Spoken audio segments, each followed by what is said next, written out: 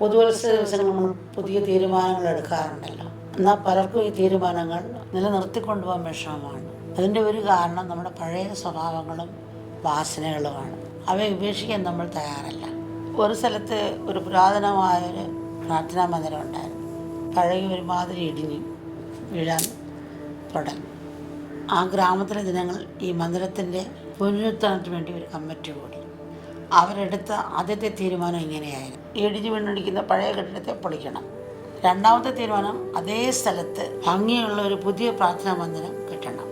മൂന്നാമത്തെ തീരുമാനം പഴയ കെട്ടിടത്തിൻ്റെ കട്ടിടകളും ജനലുകളും വെച്ച് വേണം പുതിയ മന്ദിരം കെട്ടാൻ. നാലാമത്തെ തീരുമാനം പുതിയ കെട്ടിടം കെട്ടി തീരാതെ പഴയ കെട്ടിടത്തിൽ തൊടാൻ പാടില്ല. ഇതേപോലെയാണ് പലരുടെയും സ്ഥിതി. കക്ഷത്തിരിക്കുന്ന കളയാനും പാടില്ല, മെഴുകിന്ന് എടുക്കുകയും പാടില്ല എന്ന് മുത്തച്ഛികൾ പറയുമല്ലോ. തൻ്റെ പഴയ സ്വഭാവങ്ങളും വാസനകളും മാറ്റാൻ നമ്മൾ തയ്യാറല്ല. അത് മാറ്റിവയ്ക്കാത്തോളം കാലം നമ്മളൊരു മാറ്റം ഉണ്ടാവില്ല. എത്ര വേദന അനുഭവിച്ചാലും എത്ര വിഷമങ്ങൾ സഹിച്ചും ഈ സ്വഭാവങ്ങൾ മറികടന്ന് മുന്നോട്ട് തന്നെ നീങ്ങും എന്നുള്ളൊരു ദൃഢനിശ്ചയം കൂടെ നമ്മൾ എടുക്കണം. ഇതിപ്പോൾ എങ്ങനെയാണ്? ഇന്ന് ഭക്ഷണത്തിൻ്റെ പാത്രം കഴുകാതെ വയ്ക്കുക, നാളെ അതേ പാത്രത്തിൽ കഴിക്കുക. അങ്ങനെ കഴിച്ചാൽ എങ്ങനെയാവും? അത് ബാക്ടീരിയയുണ്ട്, രോഗങ്ങളുണ്ടാകും. അപ്പോൾ എന്നും നമ്മൾ പാത്രം കഴുകി വയ്ക്കുന്നത് പോലെ, കഴുകി വെച്ച് പാത്രത്തിൽ കഴിക്കുന്നത് പോലെ നമ്മൾ ദിവസവും നമ്മൾ ഉള്ളിലേക്ക് നോക്കണം. ഇന്ന് എന്തൊക്കെ നല്ലത് ചെയ്യാവുള്ള ഈശ്വരാ, നല്ലത് തോന്നിച്ചു തരണേ, നല്ല പ്രവർത്തിക്കാനുള്ള മനഃശക്തി തരണേ. അന്ന് രാത്രി കിടന്നുറങ്ങുമ്പം ഇന്ന് ആരോടെങ്കിലും നല്ല വാക്കുകൾ പറഞ്ഞോ, ആരോടെങ്കിലും ക്ഷമിക്കാൻ പറ്റിയോ, ആരുടെയും തെറ്റെങ്കിലും നമ്മൾ മറക്കാൻ പറ്റിയോ, ഇങ്ങനെ നമ്മൾ ചിന്തിച്ച് അത് ഡയറിയിൽ എഴുതണം. അല്ലെ നാളെ എനിക്കൊന്നുകൂടി ശ്രദ്ധിക്കാൻ പറ്റണേ ഈശ്വര എന്ന് പറഞ്ഞ് പോകണം. ഇതൊക്കെയാണ് നമ്മുടെ വളർച്ച. അതിനെ നമ്മൾ അനുഭവത്തിലേക്ക് കൊണ്ടുവരണമെങ്കിൽ ഈ ഒരു മാർഗമേ ഉള്ളൂ. ഇപ്പോൾ രാജ്യത്തിൽ പല രാജ്യക്കാരെ ക്ഷണിച്ചു.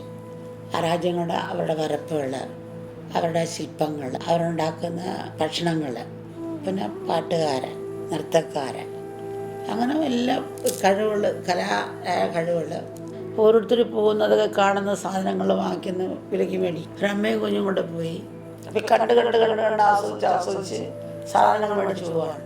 ഇങ്ങനെ സാധനങ്ങൾ വാങ്ങിച്ച് പെട്ടെന്ന് കുഞ്ഞിനെ കണ്ടില്ല. കുഞ്ഞിനെ കാണാത്തപ്പോൾ എന്ത് ചെയ്തു? അമ്മാകെ വിഷമിച്ചു. പിന്നെ ഇതിനിടയിൽ കൂടി ഓടുകയാണ്, എൻ്റെ കുഞ്ഞെവിടെ, എൻ്റെ കുഞ്ഞെവിടെ, എൻ്റെ കുഞ്ഞെവിടെ, എൻ്റെ കുഞ്ഞെവിടെ. അപ്പോൾ അവിടെ പാട്ട് കേൾക്കുന്നവർ കേൾക്കുന്നില്ല, നൃത്തം കളിക്കുന്നവർ കാണുന്നില്ല. സൂപ്പർ മാർക്കറ്റാണ് ലോകം. പഞ്ചാര നാക്കിലിട്ട് വെള്ളം വരണ്ടെന്ന് വെച്ചാൽ പ്രയാസമാണ്. ഒരു വൈരാഗ്യം എടുക്കാൻ. ആത്മീയമായാലും ഏതൊരു ലക്ഷ്യമായാലും കുഞ്ഞെവിടെ കുഞ്ഞെവിടെ ആ ഒരു ഭാവവും വ്യാകുലതയും നമുക്കുണ്ടാകണം. അപ്പോൾ ഇന്ന് കാണുന്നില്ല, കേൾക്കുന്നില്ല, മണക്കുന്നില്ല.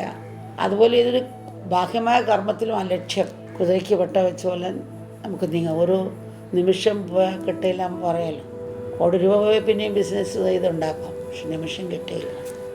പോയ സമയം അതിൻ്റെ വില നമ്മൾ അറിഞ്ഞ് ഒരു ചിട്ടയുണ്ടാക്കി നമ്മളതിനെ മാനേജ് ചെയ്യാൻ ശ്രമിക്കും. തോറ്റുപോകും, പിന്നെയും ശ്രമിച്ചുകൊണ്ടേയിരിക്കണം, പിന്നെയും തോറ്റുപോകാൻ ശ്രമിക്കണം. ആ ശ്രമം തന്നെ പിന്നെ ലക്ഷ്യത്തിൽ നമ്മൾ എത്തിക്കും. സ്വയം വൃത്തിയായിരിക്കാൻ നമ്മൾ ദിവസവും കുളിക്കാറുണ്ടല്ലോ. പല രാജ്യത്തിൽ കുറച്ച് പുറത്തും പോകെങ്കിലും വൃത്തിയാക്കാനും മറ്റു തുടയ്ക്കാനും ശ്രമിക്കാറുണ്ടല്ലോ. അതുപോലെ ഉത്സാഹവും മനസ്സിലുള്ള കുളിയാണ്. പുതുവത്സരത്തിൻ്റെ ഒരു ദിവസം മാത്രം ഉത്സാഹം ഉന്മേഷം ഉണ്ടായാൽ പോരാ.